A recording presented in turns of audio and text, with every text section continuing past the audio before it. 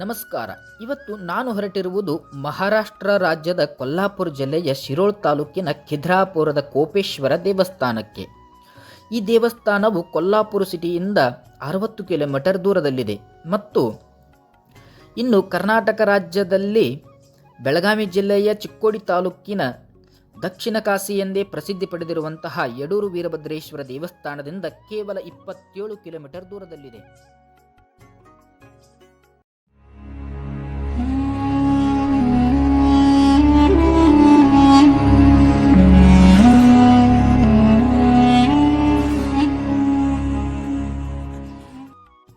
ಈ ದೇವಸ್ಥಾನದ ವಿಶೇಷ ಎಂದರೆ ಶಿವ ಮತ್ತು ವಿಷ್ಣುವನ್ನು ಲಿಂಗ ರೂಪದಲ್ಲಿ ಇಲ್ಲಿ ಕಾಣಬಹುದು ಮತ್ತು ಈ ದೇವಸ್ಥಾನದ ಮುಖ್ಯ ಆಕರ್ಷಣೆ ಎಂದರೆ ಸ್ವರ್ಗ ಮಂಟಪ. ಈ ರೀತಿಯಾದ ಸ್ವರ್ಗ ಮಂಟಪವನ್ನು ಬೇರೆಲ್ಲೂ ಕಾಣಲು ನಾವು ಸಾಧ್ಯವಿಲ್ಲ. ಇನ್ನು ಈ ದೇವಸ್ಥಾನ 12ನೇ ಶತಮಾನದಲ್ಲಿ ಶಿಲಾಹಾರ ರಾಜವಂಶವು ನಿರ್ಮಾಣ ಮಾಡಿದೆ. ಅನೇಕರು ಮರೆತು ಹೋಗುವ ದೂರದ ಹಳ್ಳಿಯಲ್ಲಿದ್ದರೂ ಕೋಪೇಶ್ವರ ದೇವಾಲಯವು ತುಂಬ ಶಕ್ತಿಶಾಲಿಯಾದ ದೇವಸ್ಥಾನ. ಕಲ್ಲಿನಲ್ಲಿ ಕೆತ್ತಿದ ರಹಸ್ಯಗಳು ಮತ್ತು ಕಥೆಗಳಿಂದ ತುಂಬಿದ ಕೋಪೇಶ್ವರ ಎಂಬ ಹೆಸರು ಕೋಪಗೊಂಡ ದೇವರು ಎಂದರ್ಥ. ಕೋಪೇಶ್ವರ ದೇವಾಲಯವು ಶಿವನ ಉಗ್ರ ಮತ್ತು ಕೋಪಗೊಂಡ ರೂಪಕ್ಕೆ ಸಮರ್ಪಿತವಾಗಿದೆ. ಆದರೆ ಇಲ್ಲಿ ಶಿವನನ್ನು ಮತ್ತು ವಿಷ್ಣುವನ್ನು ಲಿಂಗ ರೂಪದಲ್ಲಿ ಪೂಜಿಸಲಾಗುತ್ತದೆ.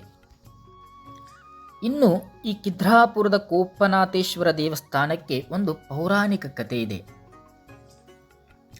ಕೋಪೇಶ್ವರ ದೇವಾಲಯದ ಮೂಲವು ಹಿಂದೂ ಪುರಾಣದ ಅತ್ಯಂತ ನಾಟಕೀಯ ಮತ್ತು ಭಾವನಾತ್ಮಕ ಕಥೆಗಳಲ್ಲಿ ಬೇರೂರಿದೆ.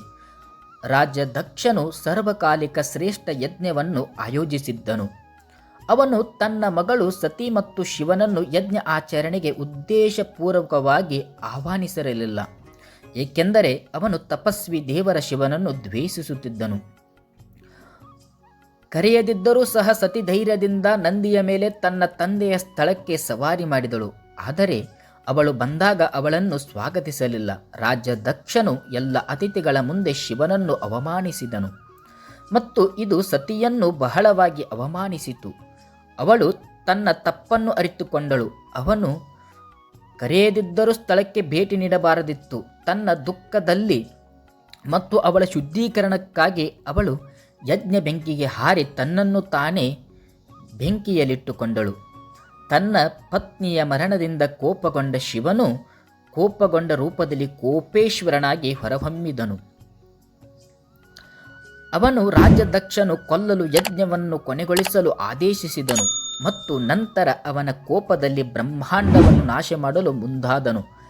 ಆದ್ದರಿಂದ ವಿಷ್ಣು ದೇವರು ಕೋಪೇಶ್ವರನು ಸಮಾಧಾನಪಡಿಸಲು ಮಧ್ಯೆ ಪ್ರವೇಶಿಸಿದನು.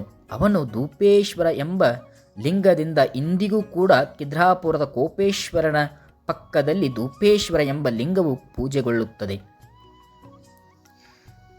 ಇನ್ನು ನಾವು ಎಲ್ಲ ದೇವಸ್ಥಾನಗಳಲ್ಲಿ ವಿಶೇಷವಾಗಿ ಶಿವನ ದೇವಸ್ಥಾನದಲ್ಲಿ ನಂದಿಯನ್ನು ನಾವು ನೋಡುತ್ತೇವೆ. ಆದರೆ ಈ ದೇವಸ್ಥಾನದಲ್ಲಿ ನಾವು ನಂದಿಯನ್ನು ಕಾಣಲು ಸಾಧ್ಯವಿಲ್ಲ, ಏಕೆಂದರೆ ಶಿವನ ಪವಿತ್ರ ಋಷಭ ನಂದಿ ಪ್ರವೇಶ ದ್ವಾರದಿಂದ ಕಾಣೆಯಾಗಿದೆ. ಪೌರಾಣಿಕ ಕಥೆಯ ಪ್ರಕಾರ ಅವನು ಸತಿಯೊಂದಿಗೆ ದಕ್ಷಿಣ ಯಜ್ಞಕ್ಕೆ ಹೋದನು. ಆದ್ದರಿಂದ ಅವನು ಇಲ್ಲಿ ಇಲ್ಲ. ಕುತೂಹಲಕಾರಿಯಾಗಿ ಕರ್ನಾಟಕದ ಯಡೂರು ಗ್ರಾಮದಲ್ಲಿ ಕೃಷ್ಣಾ ನದಿಯ ಆಚೆಗೆ ಒಂದು ಸ್ವತಂತ್ರ ನಂದಿ ದೇವಾಲಯವಿದೆ. ಈ ದೇವಾಲಯದಲ್ಲಿರುವ ನಂದಿ ಪ್ರತಿಮೆಯು ಖಿದ್ರಾಪುರದ ದೇವಾಲಯದ ಕಡೆಗೆ ಪಶ್ಚಿಮಕ್ಕೆ ಮುಖ ಮಾಡಿದೆ. ಯಡೂರು ಗ್ರಾಮದಲ್ಲಿರುವ ಈ ನಂದಿ ದೇವಾಲಯವು ಖಿದ್ರಾಪುರ ಗ್ರಾಮದ ಕೋಪೇಶ್ವರ ದೇವಾಲಯಕ್ಕೆ ಸಂಪರ್ಕ ಹೊಂದಿದೆ ಎಂದು ಕೆಲವರು ಸ್ಥಳೀಯರು ಕೂಡ ನಂಬುತ್ತಾರೆ. ಆದರೆ ದುರಾದೃಷ್ಟವಶಾತ್ ಮುಸ್ಲಿಂ ಆಕ್ರಮಣಕಾರರ, ವಿಶೇಷವಾಗಿ ಔರಂಗಜೇಬನ ದಾಳಿಯಿಂದ ಕೋಪೇಶ್ವರ ದೇವಾಲಯವು ಗಣನೀಯ ಹಾನಿಯನ್ನು ಅನುಭವಿಸಿತು. ದೇವಾಲಯದ ಬುಡದಲ್ಲಿರುವ ಗಜಪಟ್ಟದಲ್ಲಿ ಕೆತ್ತಲಾದ ಅನೇಕ ಶಿಲ್ಪಗಳು, ವಿಶೇಷವಾಗಿ ದೇವತೆಗಳ ಮುಖಗಳು ಮತ್ತು 96 ಆನೆಗಳು, 92 ಆನೆಗಳ ಸೊಂಡಿಲುಗಳನ್ನು ಉದ್ದೇಶಪೂರ್ವಕವಾಗಿ ವಿರೂಪಗೊಳಿಸಲಾಗಿದೆ.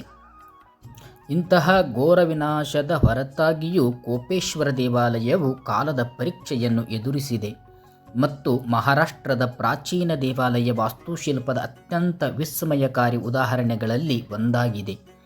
ಇದು ಈಗ ಭಾರತದ ಪುರಾತತ್ವ ಸಮೀಕ್ಷೆಯ ರಕ್ಷಣೆ ಮತ್ತು ಆರೈಕೆಯಲ್ಲಿದೆ. ಇದಿಷ್ಟು ಖಿದ್ರಾಪುರದ ಕೋಪನಾಥೇಶ್ವರ ದೇವಸ್ಥಾನದ ಪೌರಾಣಿಕ ಕಥೆ ಹಾಗೂ ಹಿನ್ನೆಲೆಯಾಗಿದೆ. ವಿಡಿಯೋ ಇಷ್ಟವಾದಲ್ಲಿ ಲೈಕ್, ಶೇರ್, ಕಮೆಂಟ್ ಮುಖಾಂತರ ನಿಮ್ಮ ಅನಿಸಿಕೆಗಳನ್ನು ತಿಳಿಸಿ. ಹಾಗೆ ನಮ್ಮ ಚಾನಲನ್ನು ಸಬ್ಸ್ಕ್ರೈಬ್ ಮಾಡಿಕೊಳ್ಳಿ. ಧನ್ಯವಾದಗಳು.